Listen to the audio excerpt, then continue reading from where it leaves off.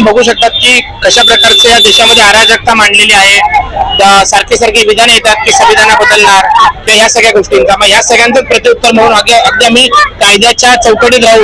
गोरेगावमध्ये शांततापुरामध्ये संविधानवादी लोक आहोत. या महाराष्ट्रात सुद्धा संविधानवादी लोक आहोत आणि भारतात सुद्धा संविधानवादी लोक आहोत हे दाखवण्यासाठी. आणि आपण बघू शकता तिथे लहान मुलं आहेत. या सर्वांना आम्ही विविध कसा भारत हा विविधतेने नटलेला आहे अशा प्रकारे दाखवण्याचं काम या रॅलीतून यांनी संदेश दिलेला आहे.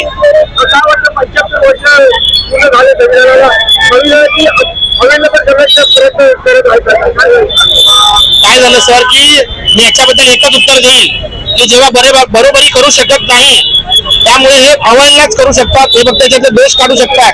कारण बाबासाहेबांनी स्पष्ट सांगितलेलं की जर संविधान चालवणारे हे जर वाईट माणसं असतील तर संविधान किती चांगलं असलं तरी ते वाईटच आहे. आणि संविधान वाईट असेल आणि चालवणारे जर चांगले असतील तर ते संविधान चांगलं आहे. त्यामुळे आता आपण आता देशाची अशी परिस्थिती आहे की संविधान हे खूप चांगलं आहे पण चालवणारे खूप वाईट माणसं आहेत. त्यामुळे या संविधानाची जी योग्य बाजू आहे किंवा संविधान योग्य प्रकारे लागू केलं जात नाही. सर्वप्रथम जय संविधान जय भीम. या देशामध्ये आपण पाहिलं असेल 1950 नंतर भारतीय संविधानाची अंमलबजावणी झाली आणि संविधानाची अंमलबजावणी झाल्यानंतर या देशामध्ये 6,500 जातीमध्ये जो वर्ग आहे त्या सर्व जातीच्या लोकांना न्याय देण्याचं काम जर कोणी केलं असेल तर ते भारतीय संविधानाने केलेलं आहे. परंतु काही प्रमाणात संविधानाची अंमलबजावणी न झाल्यामुळे या देशामध्ये पुन्हा काही ब्राह्मणी व्यवस्था कार्य करत आहेत आणि म्हणून त्यांचा एकच ध्येय आहे, उद्दिष्ट आहे की हे राष्ट्र जे आहे धर्मनिरपेक्ष या देशाला पुन्हा हिंदुत्ववादी हिंदू राष्ट्र बनवण्याचं कार्य काही ब्राह्मणवादी वर्चस्वाचे लोक करत आहेत.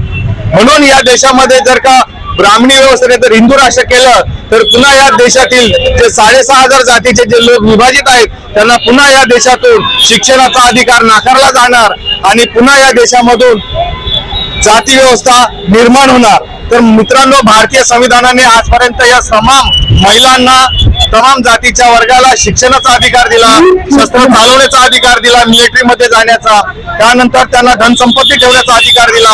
हे सर्व जे काही अधिकार आहेत ते भारतीय संविधानाने दिलं. आज दुसरी गोष्ट महत्वाची सांगण्याची झाली तर एखाद्या महिलावरती जर अन्याय अत्याचार झाला तर आमचे लोक मंदिर मस्जिद गुरुद्वारामध्ये चर्चमध्ये जात नाही तर ते जातात कुठे? पोलीस स्टेशन मध्ये. म्हणजे आम्हाला न्याय देण्यासाठी या देशामध्ये कोणी पोलीस स्टेशन निर्माण केलं तर भारतीय संविधानाने निर्माण केलेलं आहे. आणि भारतीय संविधानाचे निर्माते कोण आहेत? विश्वरत्न डॉक्टर बाबासाहेब आंबेडकर आहेत. मात्र इथल्या मनुवादी सरकारला बाबासाहेब आंबेडकर नको आहेत आणि बाबासाहेब आंबेडकरांनी निर्माण केलेलं संविधान नको आहे. म्हणून साठी हे लोक अप्रचार करीत आहेत संविधानाच्या विरोधामध्ये. आजही आमच्या लोकांची जर का संपत्ती जर एखाद्या व्यक्तीने हडप केली तर आमचे लोक कुठे जातात न्याय मागण्यासाठी? न्यायपालिकेमध्ये. आज न्यायपालिका न्याय कोर्ट हे कोणी निर्माण केलेलं आहे? ते भारतीय संविधानाने निर्माण केलेलं आहे. आणि संविधानाच्या निर्माणातून आज आम्हाला न्याय देण्याचं काम बाबासाहेब आंबेडकरांनी केलेलं आहे. त्यामुळे इथल्या व्यवस्थेमध्ये जे असणारे जे ब्राह्मणवादी व्यवस्थेचे लोक आहेत यांना भारतीय संविधान नको आहे. आणि म्हणून आपल्याला स्पष्टपणे आपला खरा शत्रू कोण आहे हे दाखवण्याचं काम आदरणीय बाळासाहेब आंबेडकरांनी केलेलं आहे. आणि आपला खरा शत्रू जो आहे तो ब्राह्मण आहे हे सत्य केलेलं आहे, स्पष्ट दाखवलेलं आहे. दुसरी गोष्ट, भामसेट नावाचं संघटन आहे, वामन मेश्राम साहेब यांनी देखील स्पष्टपणे सांगितलेलं आहे या देशाचा एकमेव शत्रू जर कोण असेल तर तो ब्राह्मण आहे. या मणिपूरमध्ये ज्या वेळेला एका महिलाची, आदिवासी महिलाची नग्न धिंड काढली त्यावेळेला त्यांना न्याय देण्यासाठी केवळ भारतीय संविधानच पुढे आलंय. मात्र इथे असणारे राष्ट्रपती किंवा प्रधानमंत्री त्या ठिकाणी गेलेले नाहीये. म्हणजे ही लोकशाही जर टिकवायची असेल तर आम्हाला न्याय देण्याचं कार्य केवळ भारतीय संविधानच देऊ शकतं. त्यामुळे आपण सर्वांनी भारतीय संविधान काय आहे हे समजून घेतलं पाहिजे, लक्षात घेतलं पाहिजे, तरच आपल्याला खऱ्या अर्थाने न्याय मिळणार आहे. आम्हाला मंदिर मस्जिद चर्च मध्ये गुरुद्वारामध्ये न्याय मिळणारा नाही आहे. त्यामुळे भारतीय संविधान आपण सर्वांनी लक्षात घेतलं पाहिजे, समजून घेतलं पाहिजे. आणि इथंच बोलून मी थांबतो. जय संविधान जय भीम. सध्याची रॅली जी आहे आयोजित केलेली आहे त्याचं कारण असं आहे की देशामधली जी परिस्थिती आहे त्या परिस्थितीनुसार आपल्याला काहीतरी केलंच पाहिजे. कारण काय आहे की बाबासाहेबांनी जे संविधान तयार केले आहे ते सगळ्या काही आधारावरती केलेलं आहे. म्हणजे स्वातंत्र्य समता बंधुता या आधारावरती तयार केल्यामुळे ते तत्व म्हणजे बाबासाहेबांची तत्व त्याच्यावरती सगळी भूमिका आधारित आहे. आणि म्हणून ही जी सूचना आहे ते संविधानामध्ये हे नमूद केल्यामुळे आणि हे अतिशय महत्त्वाचं. संविधान म्हणजे आपला प्राण आहे आणि त्या प्राणाला ज्यावेळेला जखम होते त्यावेळेला आपण कुठे कळवतो अतिशय परिस्थिती आज देशामध्ये निर्माण झालेली आहे. म्हणून या संविधान सभेचा किंवा आज संविधान सोहळा होता तो आयोजित केलेला आहे. संविधानाचा उपयोग हे सरकार करत नाहीये. या सरकारला माझं नाव पुष्पा गायकवाड.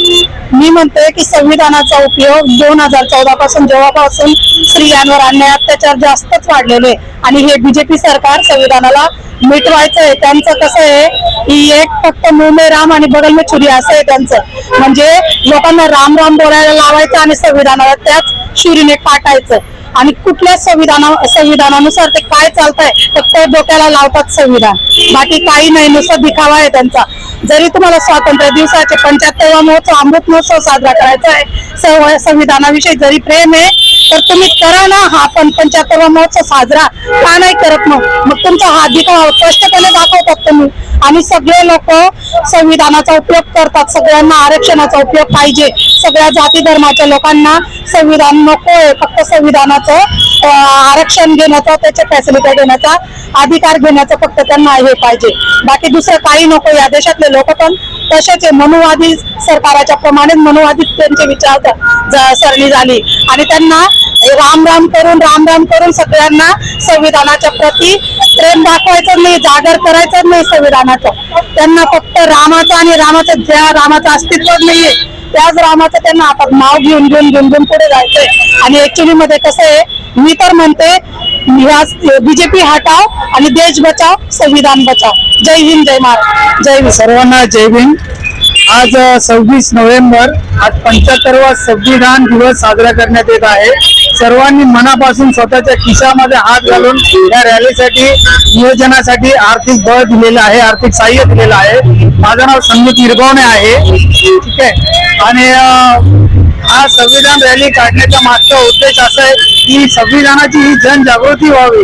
लोकशाही संपुष्टात येत आहे. आजचे जे हे सरकार झोपलेले आहे, जे संविधानाच्या खाली गाजर दाखवतात ते, बाकी संविधान संपुष्टात कसं येईल याच्या मागेच ते लागलेले आहे आणि लोकशाहीचा कोण विचार करत नाही. आज तुम्ही बघताय लोकशाही संपुष्टात आलेली. संविधानाला आज 75 वर्ष पूर्ण झाले आहे. बाबासाहेबांनी स्वातंत्र्य, समता, बंधुता हे 3 मूलतत्व दिले या संविधानातून आणि त्याच्यामुळे आज आपण सर्वजण एकत्र एका ट्रेन मधून सर्व जाती धर्माचे लोक प्रवास करतात. आज स्त्रियांना भरपूर प्रमाणात त्यांना कामगाराच्या योजना आहेत. आज एकटी स्त्री सुद्धा काम करून आपल्या घराचं पालन पोषण करू शकते. तसेच कामगारांनी भरपूर त्यांना कायदे करून दिलेले आहेत. कामगारांच्या वेळा निश्चित केलेल्या आहेत. परंतु आजचे हे सरकार सर्व नियम बदलू पाहत आहे. तर या रॅलीमधून हा सगळ्या समुदायाचा, सगळ्या समाजाचा त्यांना इशारा आहे की संविधानाकडे बघू नये, संविधानाला हात लावू नये, मनुस्मृतीचा विचार सोडून द्यावा आणि संविधानावरती कारभार चालवावा. हाच आमचा उद्देश आहे या रॅलीमध्ये. जय भीम. माझं नाव प्रिया प्रभुदास भालेराव आहे आणि मी पण विधवा आहे. आणि मी खूप आभार मानते की संविधान संविधान लागल्यामुळं प्रत्येक बाई या जगात स्वतः काम करून आपलं पोट पाळू शकते. कारण की काही लोक असे होते की बाईला शाळा शिकवत नव्हते किंवा तिला एज्युकेशन देत नव्हते, तिला कामाला बाहेर जाऊ देत नव्हते, तिला सती करायचे. आज मी संविधानाला खूप आभार मानते की मला एक मुलगी आहे आणि मी स्वतः तिचं शिक्षण करते, लालन पालन करते, माझं घर चालवते आणि मी स्वतः काम करते आणि जगामध्ये व्यवस्थित राहते आणि सर्वांच्या समान राहते. त्यासाठी मी धन्यवाद मागते संविधानाबद्दल. समानतेचा अधिकार दिल्याबद्दल बाबासाहेबांचे आभार मानते.